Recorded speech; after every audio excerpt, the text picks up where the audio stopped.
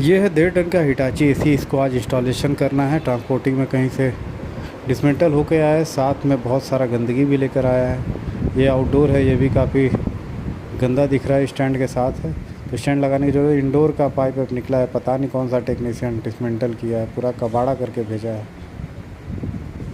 ये है हमारा वॉल जो कि पहले से छलनी हुआ पड़ा है। अब स्टैंड कहाँ लगा है इसमें, फिर भी किनारे देखकर अच्छे से स्टैंड को लगा दिए हैं, पेज टाइट कर दिए हैं। अब रही इंडोर टांगने की, तो इंडोर भी अच्छे से हमने टांग दिया, बिल्कुल फिट तरीके से बैठ गया है। पाइप लगा के बाहर अच्छे से फिटिंग करके पाइप को अच्छे तरीके से किनारे ले जाकर सीधे आउटडोर से कनेक्ट कर दिया। आउटडोर को नीचे ही रखा। वीडियो पसंद आई तो चैनल को सब्सक्राइब करिए दोस्तों।